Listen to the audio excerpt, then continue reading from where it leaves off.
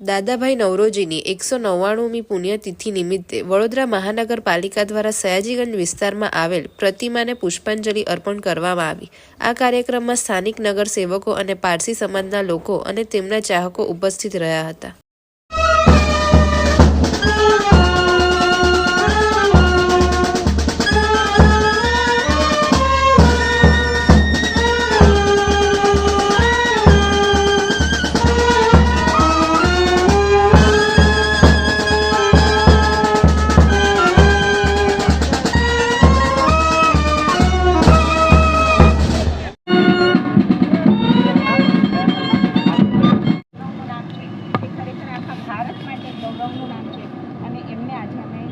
Corporation દ્વારા શ્રદ્ધાંજલિ પાઠવીને ખરેખર અમે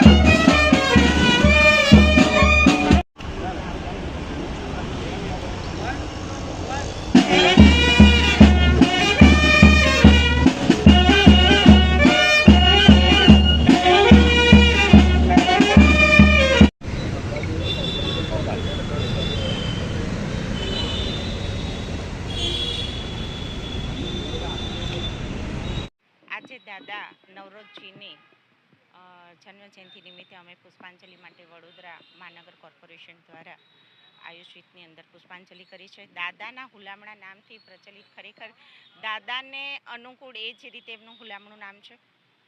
નાનપણમાં ખૂબ નાની ઉંમરે એમના પિતાનું મૃત્યુ થવું અને માતાએ ખૂબ કાળજી સાથે એમની જતન કરીને ખૂબ વિદ્યા અભ્યાસમાં હોવાથી એમને આગળ ખૂબ ભણાવ્યા। ગણિતમાં એમની ખૂબ માસ્ટરી હતી, પણ આગળ ચાલીને સ્વરાજ્યને કઈ રીતના આગળ આંદોલનને ચલાવવું એમને પણ એ એક લીધેલું છે।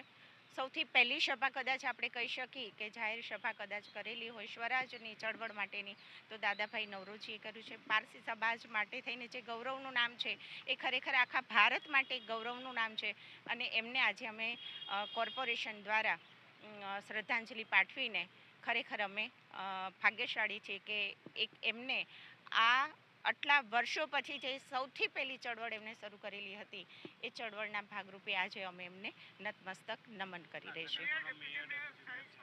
કોઈને કોઈ હમણાં અમારા નેતા આવી રહ્યા છે, કોઈને કોઈ કારણસર કોઈની તબિયત નથી સારી, આવા એક સમાચાર મને મળેલા છે।